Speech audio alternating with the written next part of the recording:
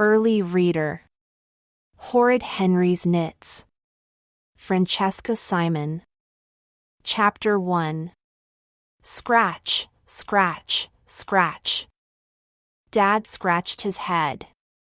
Stop scratching, please, said Mom. We're eating dinner. Mom scratched her head. Stop scratching, please, said Dad. We're eating dinner. Henry scratched his head. Stop scratching, Henry, said Mom and Dad. Oh, said Mom. She put down her fork and frowned at Henry. Henry, do you have nits again? Of course not, said Henry. Come over to the sink, Henry, said Mom. Why, said Henry. I need to check your head. Henry dragged his feet over to her as slowly as possible. It's not fair, he thought. It wasn't his fault Nits loved him. Henry's head was a gathering place for Nits far and wide. They probably held knit parties there and foreign Nits visited him on their holidays. Mom dragged the knit comb across Henry's head. She made a face and groaned. You're crawling with nits, Henry, said Mom. Ooh, let's see, said Henry. He always liked counting how many nits he had.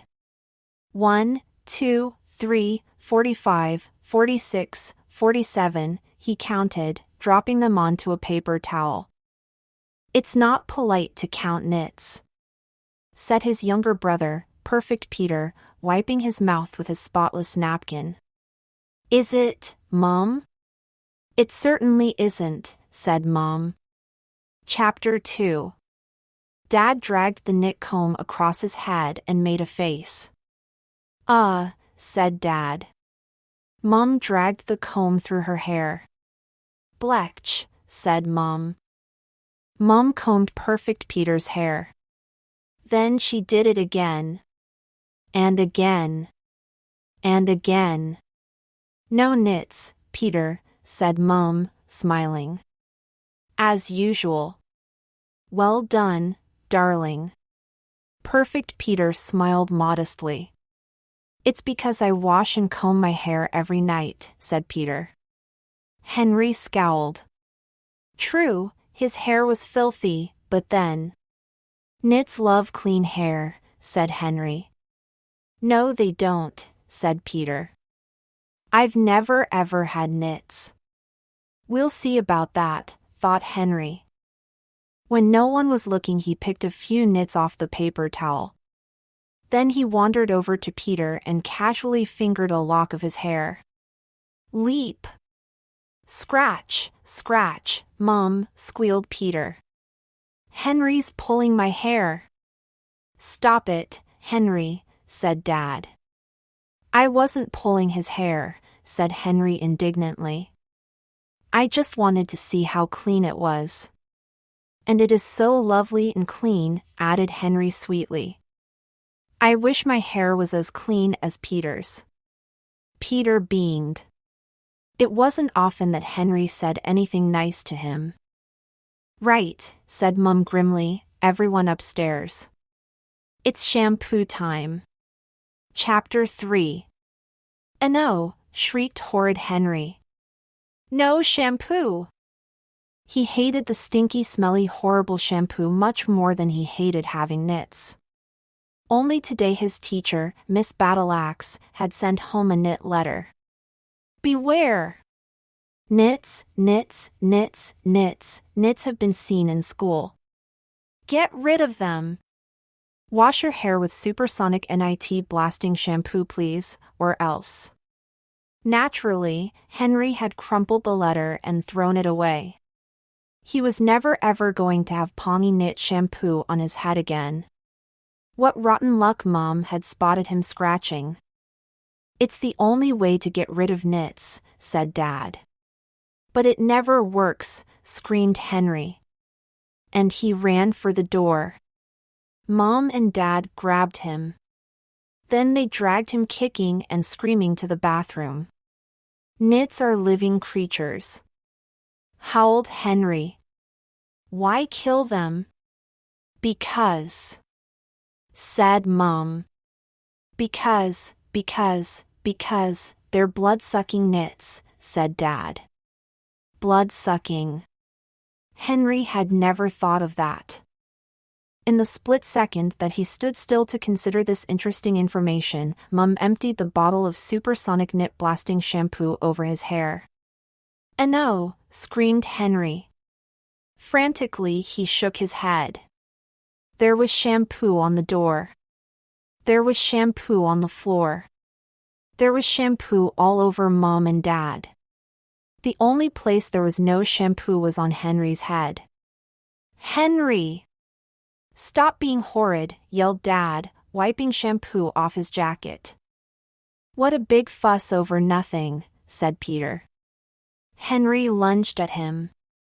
Mom seized Henry by the collar and held him back. "Now, Peter," said Mom.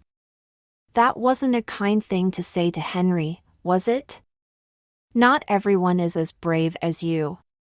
"You're right, Mom," said perfect Peter. "I was being rude and thoughtless. It won't happen again. I'm so sorry, Henry." Mom smiled at him. "That was a perfect apology, Peter. As for you, Henry," she sighed, "we'll get more shampoo tomorrow." "Phew," thought Henry, giving his head an extra good scratch. Safe for one more day. Chapter 4. The next morning at school, a group of parents burst into the classroom, waving the knit letter and shouting, "My Margaret doesn't have knits. She never has and she never will. How dare you send home such a letter?" shrieked moody Margaret's mother. "The idea!" "My Josh doesn't have knits," shouted his mother. "My Toby doesn't have knits. Some nasty child in this class isn't bug-busting," shouted his father. Miss Battleaxe squared her shoulders. "Rest assured that the culprit will be found," she said. "I have declared war on knits." Miss Battleaxe spun round. Her beady eyes swiveled over the class. "Who's scratching?" she demanded. Silence.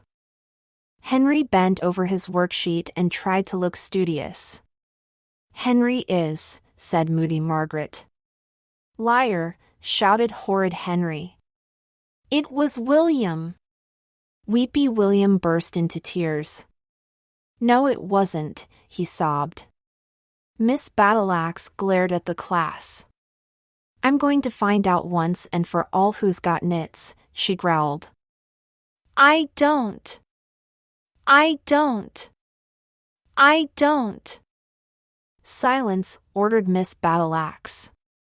"Nora, the knit nurse, is coming this morning. Who's got knits? Who's not bug-busting? We'll all find out soon." "Oh," thought Henry. "Now I'm sunk." There was no escaping Nitty Nora Bug Explorer and her ferocious combs. Everyone would know he had the knits. Rude Ralph would never stop teasing him. He'd be shampooed every night.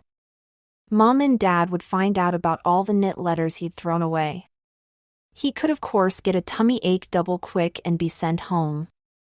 But Nitty Nora had a horrible way of remembering whose head she hadn't checked and then combing it in front of the whole class. He could run screaming out of the door saying he'd caught mad cow disease. But somehow he didn't think Miss Battleaxe would believe him. There was no way out. This time he was well and truly stuck. Unless... Suddenly Henry had a wonderful, spectacular idea. It was so wicked and so horrible that even horrid Henry hesitated. But only for a moment. Desperate times call for desperate measures. Chapter 5. Henry leaned over clever Claire and brushed his head lightly against hers. "Leap!" scratch, scratch. Get away from me, Henry, hissed Claire. I was just admiring your lovely picture, said Henry. He got up to sharpen his pencil. On his way to the sharpener he brushed against greedy Graham. Leap! Scratch, scratch. On his way back from the sharpener Henry stumbled and fell against anxious Andrew. Leap! Scratch! Scratch! Ow! Yelped Andrew. Sorry, Andrew, said Henry. What big clumsy feet I have. Whoops, he added, tripping over the carpet and banging heads with Weepy William. Leap! Scratch, scratch. Why, wailed William. Sit down at once, Henry, said Miss Battleaxe. William! Stop scratching. Bert! How do you spell cat? I dunno, said Beefy Bert. Horrid Henry leaned across the table and put his head close to Bert's. C-A-T, he whispered helpfully. Leap! Scratch! Scratch! Then Horrid Henry raised his hand. Yes, said Miss Battleaxe. I don't understand these instructions, said Henry sweetly. Could you help me, please? Miss Battleaxe frowned. She liked to keep as far away from Henry as possible. Reluctantly she came closer and bent over his work. Henry leaned his head near hers. Leap! Scratch, scratch. Chapter 6. There was a pounding at the door. Then Nitty Nora marched into the classroom, bristling with combs and other instruments of torture. Line up, everyone, said Miss Battleaxe, patting her hair. The knit nurse is here. Rats, thought Henry. He'd hardly started. Slowly, he stood up. Everyone pushed and shoved to be first in line. Then a few children remembered what they were lining up for and stampeded towards the back. Horrid Henry saw his chance and took it. He charged through the squabbling children, brushing against everyone as fast as he could. Scratch! Leap! Scratch! Scratch! Leap! Scratch!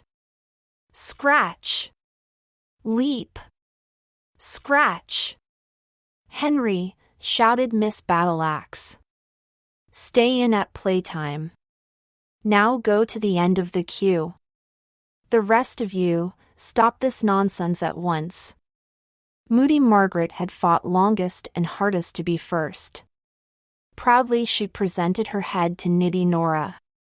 I certainly don't have knits, she said. Nitty Nora stuck the comb in. Nits, she announced, stuffing a knit note into Margaret's hand.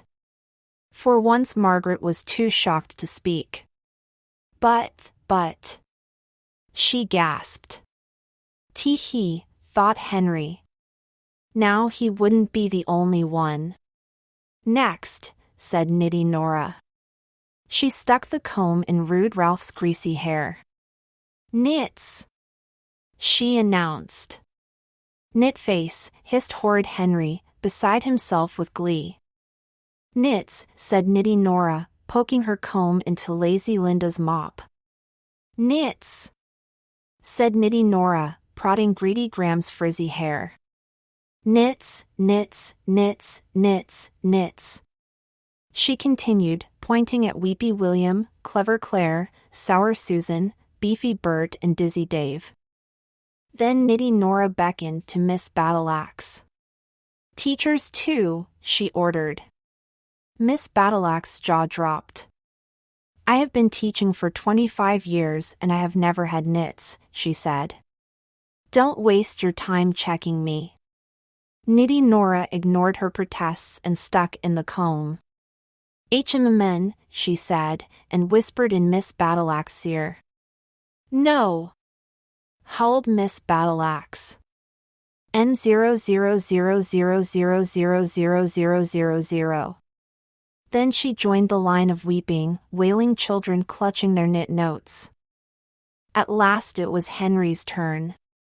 Knitty Nora stuck her comb into Henry's tangled hair and dragged it across his scalp. She combed again. And again. And again. "No, Nits," said Knitty Nora. "Keep up the good work, young man." "I sure will," said Henry. Horrid Henry skipped home waving his certificate. "Look, Peter," crowed Henry. "I'm knit-free." Perfect Peter burst into tears. "I'm not," he wailed. "Knit-free." "Hard luck," said Horrid Henry.